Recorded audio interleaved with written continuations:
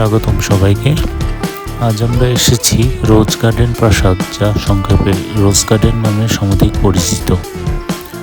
বিংশ শতাব্দীর বাংলাদেশের একটি ঐতিহাসিক প্রাচীন ভবন। এটি বাংলাদেশের রাজধানী ঢাকা শহরের টিকাটুলি এলাকায় অবস্থিত অন্যতম স্থাবর ঐতিহ্য। এই প্রাচীন ভবনটি বাংলাদেশের ঐতিহাসিক পুরাকীর্তি হিসেবে বাংলাদেশ সরকার কর্তৃক সংরক্ষিত। বাংলাদেশের প্রত্নতত্ত্ব বিভাগ 1989 সালে রোজ গার্ডেনকে সংরক্ষিত ভবন হিসেবে ঘোষণা করে। দেশি বিদেশি পর্যটকদের নিকট এটি ঢাকার অন্যতম একটি দর্শনীয় স্থান। রোজ গার্ডেন থেকে 1970 সাল থেকে নাটক ও ফিল্মের শুটিং স্পট হিসেবে ব্যবহৃত হয়ে আসছে। 1950 সালে এই ঐতিহাসিক ভবনে জন্ম হয় বাংলাদেশের অন্যতম একটি ঐতিহ্যবাহী রাজনৈতিক দল আওয়ামী লীগের।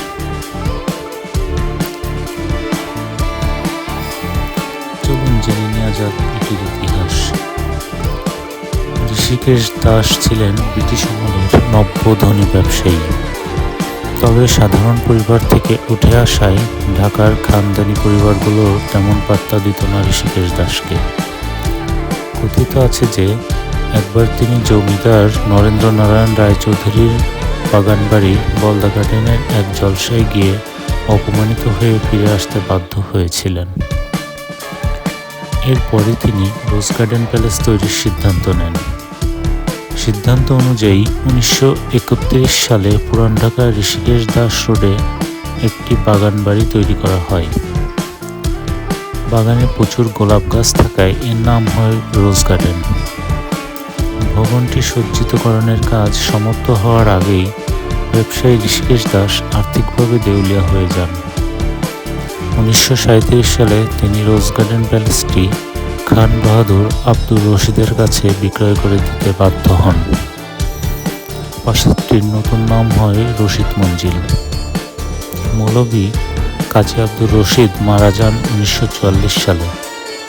তার মৃত্যুর পর রোজ গার্ডেনের মালিকানা পান তার বড় ছেলে কাজী মোহাম্মদ বশির, যাকে হুমায়ুন সাহেব নামে সবাই ডাকে।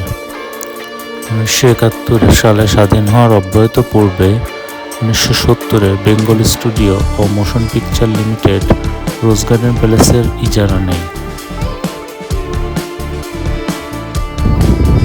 হারানো দিন নামের জনপ্রিয় চলচ্চিত্রের শুটিং এই বাড়িতেই হয়েছিল। এ কারণে সে সময় ভবনটি হাসিবুজ্জামান শান্ত সাহেবের বাড়ি হিসেবে পরিচিত হয়ে ওঠে। প্রত্নতত্ত্ব অধিদপ্তর 1989 সালে রোজ গার্ডেনকে সংরক্ষিত ভবন হিসেবে ঘোষণা করে, কিন্তু আদালতে মামলা করে 1993 সালে মালিকানা সত্ত্ব ফিরে পান কাজী আব্দুর রশিদের মেজ ছেলে কাজী আব্দুর রকিব। 1995 সালে তার প্রয়াণ হয়। এরপর থেকে অদ্যাবধি তার স্ত্রী লাইলা রকিবের মালিকানায় রয়েছে এই ভবনটি। 2018 সালে বাংলাদেশ সরকার এ ভবনটি 331,70,02,900 টাকা মূল্যে ক্রয়ের সিদ্ধান্ত গ্রহণ করে। চলুন জেনে নেওয়া যাক এটির আয়তন ও নির্মাণশৈলী সম্পর্কে। 22 বিঘা জমির উপর স্থাপিত হয়েছিল রোজ গার্ডেন প্যালেস। ভবনটির মোট আয়তন 7,000 বর্গফুট, উচ্চতায় 45 ফুট। 6টি সুদৃঢ় থামের উপর এই প্রাসাদটি স্থাপিত। প্রতিটি থামে লতাপাতার কারুকাজ করা। প্রাসাদটির স্থাপত্য কোরিকীয় গ্রিক শৈলী অনুসরণ করা হয়েছে। এছাড়া বাগানটি সুদৃশ্য ফোয়ারা পাথরের মূর্তি দ্বারা সজ্জিত ছিল। মূল ভবনের দ্বিতীয় তলায় 5টি কামরা আর একটি বড় নাচঘর রয়েছে। নিচতলায় রয়েছে 8টি কামরা। রোজ গার্ডেন প্যালেসের পশ্চিম ও উত্তর দিকের দেয়ালের মধ্যবর্তী অংশ 2টি মূল ফটক রয়েছে। প্রবেশ ও বহির্গমনের জন্য স্থাপিত পশ্চিম দিকের ফটক দিয়ে প্রবেশ করলে প্রথমে আছে একটি বিস্তীর্ণ খোলা প্রাঙ্গণ। এখানে মঞ্চের উপর দণ্ডায়মান নারী মূর্তি স্থাপন করা হয়েছে। পূর্বাংশের মধ্যবর্তী স্থানে রয়েছে একটি আয়তাকার পুকুর। পুকুরের পূর্ব ও পশ্চিম পাশের মাঝামাঝি একটি করে বাঁধানো পাকা ঘাট আছে। এর পূর্ব দিকে আছে পশ্চিমমুখী একটি দোতলা ইমারত, যার বর্তমান নাম রশিদ মঞ্জিল। রশিদ মঞ্জিলের প্রবেশপথে সামনের চত্বরে ইট ও সিমেন্টের একটি সুন্দর ফোয়ারা রয়েছে। একটি 7 ধাপ বিশিষ্ট সিঁড়ি দিয়ে রশিদ মঞ্জিলের প্রথম তলায় যেতে হয়। এর সামনের দিকের মাঝামাঝি অংশে প্রতিটি কোঠার পাশাপাশি 3টি খিলান দরজা আছে। উপরের তলায় প্রতিটি খিলানের ওপর একটি করে পডিয়াম আছে। টিমটেপানগুলো লতাপাতার নকশা এবং বেলজিয়াম তৈরি রঙিন কাজ দিয়ে শোভিত। এর সামনে আছে বাইরের দিকে উপবৃত্তাকার ঝুল বারান্দা। এর দুপাশে একটি করে করিন্থীয় পিলার আছে। পিলারগুলোর দুই পাশের অংশে প্রতিটি তলায় আছে একটি করে দরজা। এদের প্রতিটির কাঠের পাল্লার ভ্যানিশিং ব্লাইন্ড ও টিম্পে নামে লতাপাতার নকশা দেখা যায় এবং সামনেই অপ্রশস্ত উন্মুক্ত ঝুল বারান্দা রয়েছে।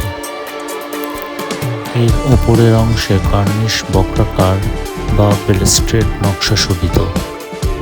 মধ্যবর্তী অংশ ছাদের সামনের ভাগে রয়েছে 8 কোণা খিলান সম্বলিত বড় আকারের ছত্রি। এর ছাদে রয়েছে অর্ধগোলাকৃতির একটি গম্বুজ। ইমারতটির 2 কোণে 2টি করিন্থীয় পিলার আছে। এদের উপরেও ছত্রি নকশা আছে। প্রতিটি তলায় মোট 13টি ছোট ও বড় আকারের কোঠা আছে। প্রথম তলায় প্রবেশের পর পশ্চিমাংশের বাম দিকে আছে উপরের তলায় যাওয়ার জন্য একটি বৃত্তাকার সিঁড়ি। এই ভবনটিতে বাংলাদেশ আওয়ামী লীগের গোড়াপত্তন হয়। 1949 সালের 23 জুন এই বাড়িতেই পূর্ব পাকিস্তান আওয়ামী মুসলিম লীগ গঠনের পরিকল্পনা হয়। হোসেন শহীদ সোহরাওয়ার্দী ও আবুল হাশেমের নেতৃত্বাধীন তৎকালীন বঙ্গীয় প্রাদেশিক মুসলিম লীগের একাংশের সম্মেলনের মধ্য দিয়ে 1949 সালের 23 জুন ঢাকার টিকাটুলির KM দাস লেন মুসলিম রোজ গার্ডেনে পূর্ব পাকিস্তান আওয়ামী মুসলিম লীগ প্রতিষ্ঠিত হয়। আজ এ পর্যন্ত, সবাই ভালো থাকবেন। ধন্যবাদ।